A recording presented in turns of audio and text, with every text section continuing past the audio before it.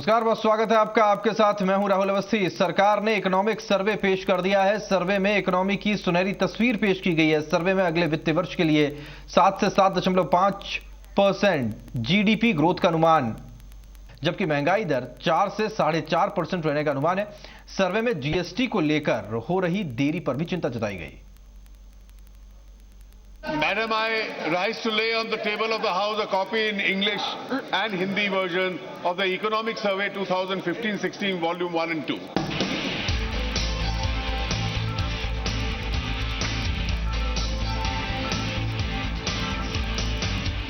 दो 2015-16 के economic survey में सरकार ने इकोनॉमी की सुनहरी तस्वीर पेश की है।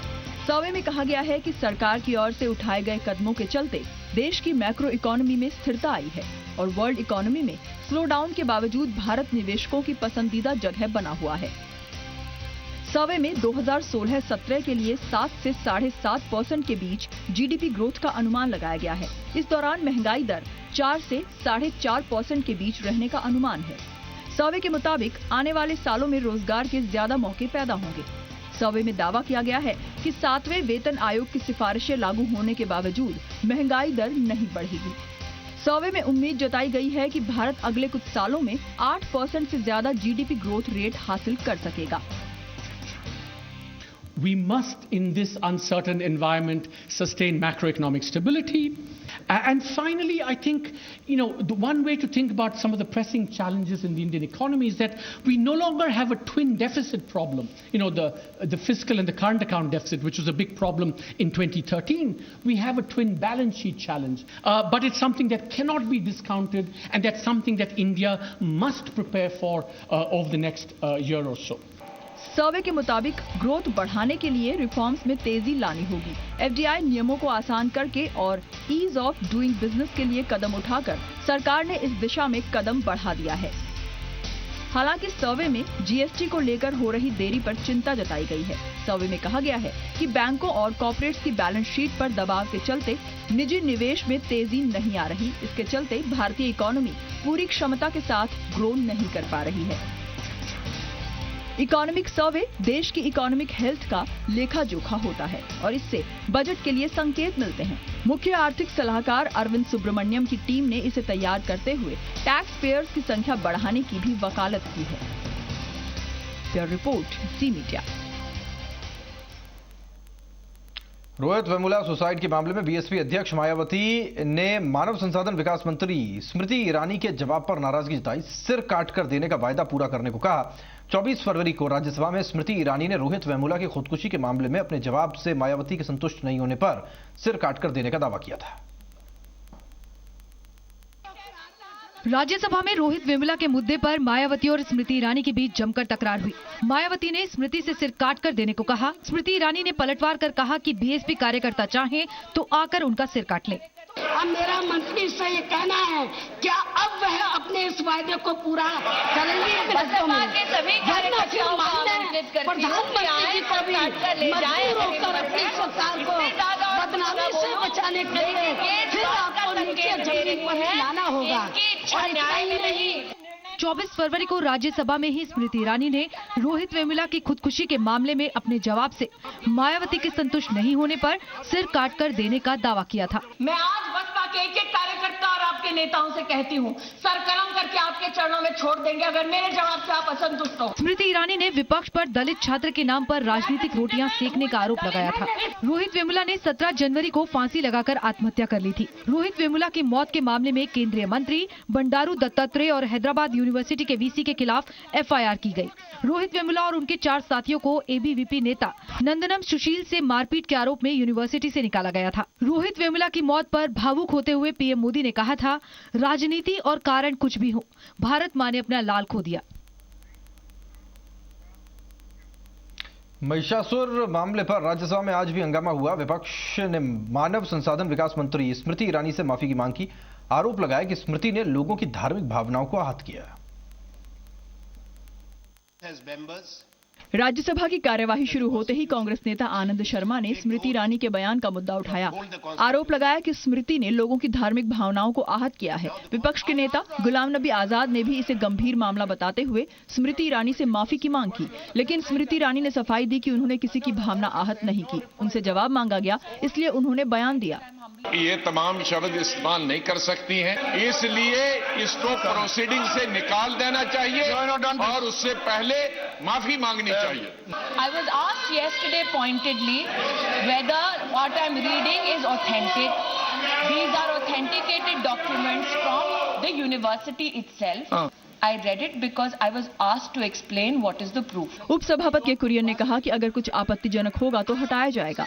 गुरुवार को राज्यसभा में जेएनयू और रोहित वेमुला सुसाइड पर बहस के दौरान स्मृति ईरानी ने महिषासुर दिवस पर एक कार्यक्रम का हवाला दिया था। स्मृति ने कहा था कि जेएनयू में महिषासुर दिवस पर कार्यक्रम में मां दुर्गा पर आपत्तिजनक पोस्टर लगाए गए थे। स्मृति मां दुर्गा पर लगाए गए पोस्टर और पैम्फलेट को पढ़कर राज्यसभा में सुनाने लगी। इस पर विपक्ष ने हंगामा शुरू कर दिया। हंगामे की वजह से कल राज्यसभा की कार्यवाही स्थगित करनी पड़ी। महिषासुर दिवस के जिस कार्यक्रम को लेकर मानव संसाधन विकास मंत्री स्मृति ईरानी ने संसद में विपक्ष पर हमला बोला, उसमें बीजेपी सांसद उदित राज भी शामिल हुए थे। ये तस्वीर 17 अक्टूबर 2013 की है। जेएनयू में महिषासुर शहादत दिवस के कार्यक्रम में बीजेपी सांसद उदित राज भी मौजूद थे। उदित राज ने वहां महिषासुर का गुणगान भी किया। तस्वीर के चर्चा में आने के बाद विपक्ष ने बीजेपी और उदित राज को घेरा।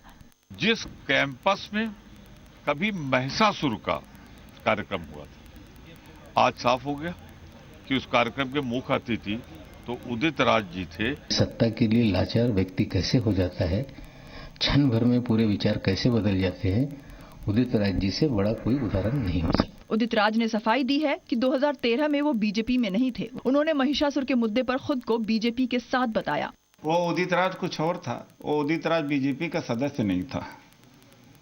बीजेपी में मैं 2014 में आया हूँ। मैं पार्टी की विचारधारा से पूरी तरह से सहमत हूँ। जेएनयू के छात्र रह चुके उदित राज उत्तर पश्चिमी दिल्ली से बीजेपी सांसद हैं। 1988 में उदित राज का चयन भारतीय राजस्व सेवा में हुआ था। आयकर विभाग में अहम पदों पर काम कर चुके हैं। 2003 में नौकरी से इस्तीफा देकर उदित राज ने इंडियन जस्टिस पार्टी की स्थापना की। 2014 के लोकसभा चुनाव से पहले उदित राज बीजेपी में शामिल हो गए। इशरत जहां के मुद्दे पर पूर्व गृह सचिव जीके पिल्लई के खुलासे के बाद में बीजेपी ने आज संसद के भीतर और संसद के बाहर कांग्रेस को घेरा।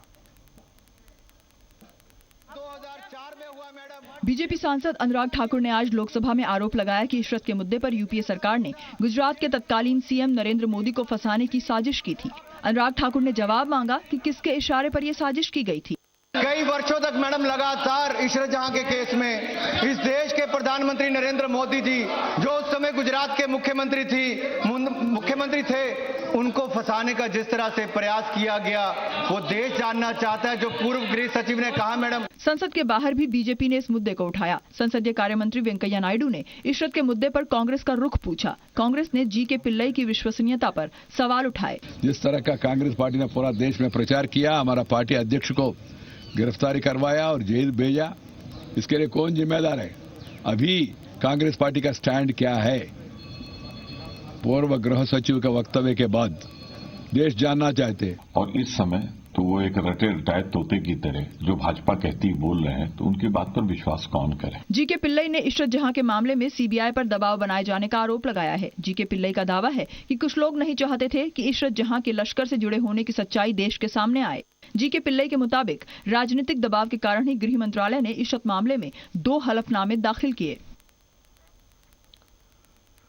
रक्षा मंत्री मनोहर पर्रिकर ने सियाचिन से सेना हटाने की संभावनाओं से साफ इनकार किया है। लोकसभा में रक्षा मंत्री मनोहर पर्रिकर ने कहा कि अगर सेना हटी तो दुश्मन कब्जा कर लेगा। लोकसभा में बहस के दौरान रक्षा मंत्री मनोहर पर्रिकर ने सियाचिन में सेना की तैनाती जारी रखने के फैसले का बचाव किया। कहा, सेना हटाने पर दुश्मन सियाचिन पर कब्जा कर लेंगे। रक्षा मंत्री ने सियाचिन में तैनात सैनिकों की बहादुरी को सलाम किया। कहा, मुश्किल हालात से जूझने वाले सैनिकों का सरकार पूरा ध्यान रखेगी। If you vacate this position and if the enemy occupies them, it will be almost impossible and we will have to lose many more lives. Strategically, this area is very important for us to man. Those who are in the Siachen Glacier are provided with special cold weather equipments, and there is a constant support, medical support provided. Siachen दुनिया का सबसे ऊंचा युद्ध का मैदान माना जाता है, जहां जाड़ों में पारा -50 डिग्री सेल्सियस तक लुढ़क जाता है। सियाचिन 76 किलोमीटर लंबा दुनिया का दूसरा सबसे बड़ा ग्लेशियर है। सियाचिन ग्लेशियर में भारतीय फौज की करीब 150 पोस्ट हैं, जिनमें करीब 10,000 फौजी तैनात रहते हैं। अनुमान के मुताबिक सियाचिन की रक्षा पर साल में 1500 करोड़ रुपए खर्च होते हैं। सियाचिन की रक्षा के लिए भारत को हर सेकेंड करीब 18,000 रुपए खर्च करने पड़ते हैं। सियाचिन में शहीद लांस नायक हनुमंत थप्पा की पत्नी ने जेएनयू के अफजल प्रेमी गैंग को आईना दिखाया है। हनुमंत थप्पा की पत्नी की माने तो जेएनयू की घटना को लेकर उनको गुस्सा आता है। शहीद हनुमंत थप्पा की पत्नी महादेवी ने कहा कि जेएनयू में देश विरोधी नारेबाजी की घटना से उनको भी गुस्सा आता है। ಎಲ್ಲ ಕಡೆನೂ ದೇಶ ವಿರೋಧಿ ಚಟುವಟಿಕೆ ನಡೆಯುತ್ತಿದೆ ಅಂತ ನನಗೆ ಸುದ್ದಿ ಬಂತು, ಬಟ್ ಇದು ವಿಷಯಕ್ಕೆ ನನಗೆ ಬೇಜಾರಾಗಿದೆ। पति को खोने के बाद भी महादेवी का देश प्रेम कम नहीं हुआ है। महादेवी ने ऐलान किया कि उनकी इकलौती बेटी भी सेना में भर्ती होगी। ನನ್ನ ಮಾತು ಹೇಳೋದಕ್ಕೆ ನಾನು ಇಷ್ಟಪಡ್ತೀನಿ। ನನ್ನ ಮಗಳನ್ನು ಸಹಿತ ನನ್ನ ಮಗ ಇಲ್ಲ, ಮಗಳು ಅದೇ, ಮಗನೂ ಅದೇ, ಅದಕ್ಕಿನ್ನ ದೇಶ ಸೇವೆಗೆ ನಾನು ಕಳಿಸ್ತೀನಿ, ಶಿಕ್ಷಣ ಕೊಟ್ಟು ದೇಶ ಸೇವೆಗೆ ನಾನು ಕಳಿಸ್ತೀನಿ ಆರ್ಮಿಗೆ। ಇದನ್ನ कर्नाटक के धारवाड़ जिले के रहने वाले हनुमंत थप्पा कोप्पड़ मद्रास रेजिमेंट के लांस नायक थे। 3 फरवरी को सियाचिन में आए एवलांच में हनुमंत थप्पा समेत 10 सैनिक बर्फ के नीचे दब गए। एवलांच के 5 दिनों के बाद हनुमंत थप्पा को 30 फीट से ज्यादा बर्फ के नीचे से जिंदा बचाया गया। 11 फरवरी को दिल्ली के सेना अस्पताल में इलाज के दौरान हनुमंत थप्पा का निधन हो गया था। दिल्ली पुलिस ने आज जेएनयू में देशद्रोही नारेबाजी के आरोपियों से फिर पूछताछ की। पूछताछ के बाद में कन्हैया कुमार को वापस तिहाड़ जेल भेज दिया गया। देशद्रोह के आरोप में गिरफ्तार जेएनयू छात्र संघ के अध्यक्ष कन्हैया कुमार, उमर खालिद और अनिर्बान भट्टाचार्य से आज पुलिस ने दूसरे दौर की पूछताछ की। दिल्ली के आर के पुरम थाने में पहले आरोपियों से अलग अलग कमरों में सवाल पूछे गए। उसके बाद तीनों आरोपियों को एक साथ बैठाकर सवाल जवाब हुए। जो बाकी जो 2 मुलजिम हमारे पास पुलिस कस्टडी में है, उमर खालिद और अनिर्बान भट्टाचार्य, इन तीनों से कन्फ्रंट करा के आगे की तफ्तीश जारी है। 2 मार्च तक न्यायिक हिरासत में भेजे गए कन्हैया कुमार को कल दिल्ली पुलिस ने 1 दिन के रिमांड पर लिया था। जेएनयू में 9 फरवरी को आयोजित कार्यक्रम में देशद्रोही नारेबाजी के आरोपों के बाद पुलिस ने 12 फरवरी को कन्हैया कुमार को गिरफ्तार किया था। दिल्ली हाईकोर्ट से राहत नहीं मिलने के बाद देशद्रोह के आरोप में फरार चल रहे उमर खालिद और अनिर्बान भट्टाचार्य ने रविवार को सरेंडर किया था। देशद्रोह के आरोपी रामानागा, अनंत प्रकाश और आशुतोष को फिलहाल गिरफ्तार नहीं किया जा सका है। हरियाणा के मूर्थल में जाट आंदोलन के दौरान कथित गैंगरेप के मामले में पुलिस ने लोगों से मदद मांगी है। पुलिस ने मामले में जानकारी देने को कहा है। साथ ही पुलिस ने अपील की है कि किसी भी तरह की ऑडियो वीडियो क्लिप दी जा सकती है। और जो हमारे पुलिस हरियाणा के डीजीपी वाईपी सिंघल ने आज 3 नंबर जारी कर लोगों से मुरथल के कथित गैंगरेप मामले में जानकारी देने को कहा है। किसी भी तरह की ऑडियो वीडियो क्लिप भी दी जा सकती है। तीनों नंबर महिला पुलिस अधिकारियों के हैं। इनमें से एक हरियाणा पुलिस की डीआईजी हैं, जबकि 2 डीएसपी। हालांकि पुलिस का यह भी कहना है कि उसे अभी तक कोई ऐसी जानकारी नहीं मिली है जिससे पता चल सके कि मुरथल में गैंगरेप हुआ है। जो क्लोथ्स वहां पे कुछ मिले हैं, पुलिस अधीक्षक सोनीपत ने उनको कलेक्ट करा लिया है और उनसे ये जांच करने की कोशिश की जा रही है क्या उनके पहनने वालों से कोई इस प्रकार का अपराध हुआ है।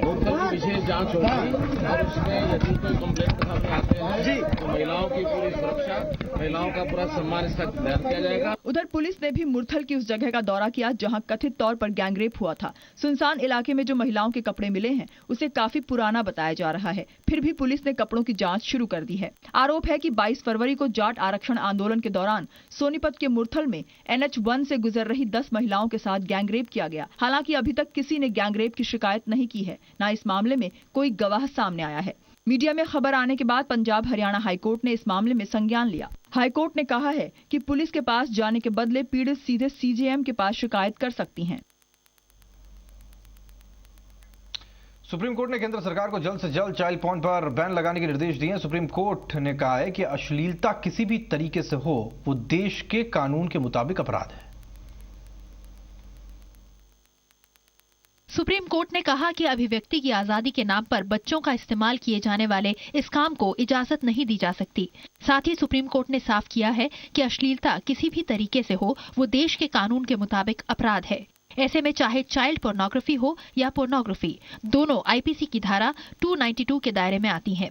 मोबाइल में अश्लील वीडियो रखना भी आईटी की धारा 67 के तहत अपराध के दायरे में आता है। सुप्रीम कोर्ट ने सरकार से ऐसी वेबसाइट को ब्लॉक करने की योजना तैयार करने को कहा है। केंद्र सरकार ने सुप्रीम कोर्ट को बताया कि सरकार चाइल्ड पोर्नोग्राफी को बंद करने के पक्ष में है। केंद्र सरकार के मुताबिक बाकी तरह की पोर्नोग्राफी पर रोक नहीं लगाई जा सकती। केंद्र सरकार ने दलील दी है कि अगर कोई प्राइवेट में पॉर्न देखता है तो कोई अपराध नहीं बनता। केंद्र सरकार ने खुद को बेबस बताते हुए कहा कि इन साइट्स को देश के बाहर से चलाया जाता है, जहां भारत का कानून लागू नहीं होता। आगे बढ़ते हैं। महाराष्ट्र के बुल्ढाणा से इंसानियत को शर्मसार करने वाला वीडियो आया है।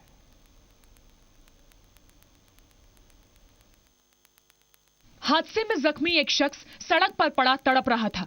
जिंदगी और मौत के बीच जंग लड़ रहा शख्स आसपास मौजूद लोगों से मदद की गुहार लगाता रहा, लेकिन किसी को रहम नहीं आया। तड़पते शख्स को देखकर किसी का दिल नहीं पसीजा। तमाशबीनों की यह भीड़ मोबाइल में तड़पते शख्स की तस्वीरें खींचने में मशगूल थी और आखिरकार तड़प कर घायल शख्स ने मौके पर ही दम तोड़ दिया।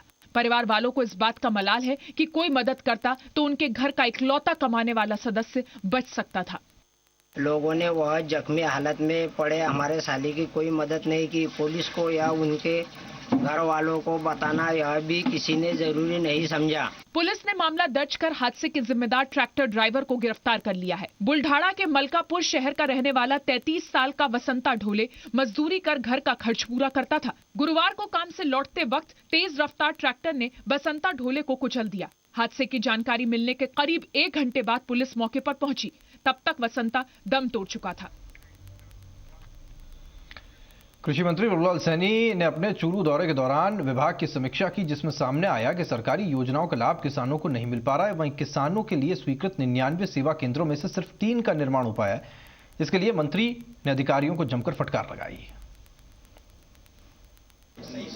चूरू जिले के किसानों को अधिकारियों की लापरवाही का खामियाजा सरकारी योजनाओं के फायदे से चूकने से चुकाना पड़ा। कृषि विभाग की समीक्षा बैठक में सरकारी योजनाओं की हकीकत जब सामने आई तो कृषि मंत्री के तेवर तल्ख हो गए और मंत्री ने अधिकारियों को जमकर फटकार लगाई, साथ ही तनख्वाह काटने तक की चेतावनी दे डाली। पूर्ण रूप से मैं कह सकता हूं कि मैं आज की इस बैठक से बिल्कुल असंतुष्ट हूं और जो मुझे अपेक्षा थी उस अपेक्षा के अनुसार यहां पर किसानों को लाभ सरकारी योजनाओं का नहीं मिल पाया है। इस सारे विषयों को गंभीरता से हम लोग देखेंगे, कहां पर कितना बजट खर्च नहीं हुआ, इसके बारे में निश्चित रूप से कौन दोषी होंगे उनके खिलाफ भी हम लोग कार्रवाई करेंगे।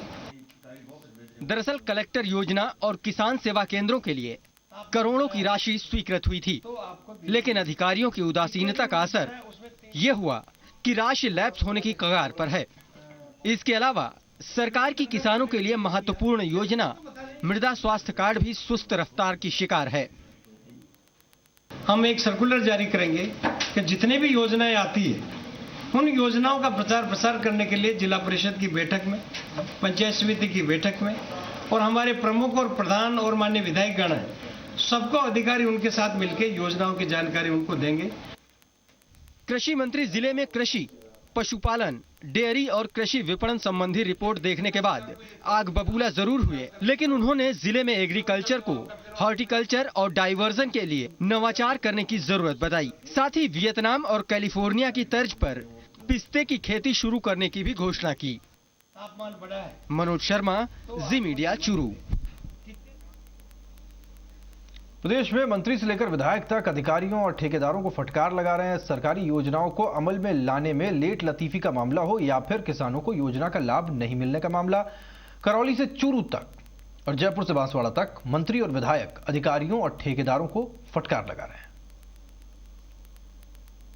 जनता को लगना चाहिए कि हमारे लिए राज्य सरकार और केंद्र सरकार काम कर रही है और उसका पारदर्शिता से काम किस प्रकार से हो सकता है वो कीजिए, वरना मैं किसी सूरत में बर्दाश्त नहीं करूंगा और जो शिकायतें मेरे पास आई है उन शिकायतों की मैं जांच भी करूंगा और जो दोषी होगा उसके खिलाफ सख्त से सख्त कार्रवाई भी करें। पूर्ण रूप से मैं कह सकता हूं कि मैं आज की इस बैठक से बिल्कुल असंतुष्ट हूं और जो मुझे अपेक्षा थी उस अपेक्षा के अनुसार यहां पर किसानों को लाभ सरकारी योजनाओं का नहीं मिल पाया है।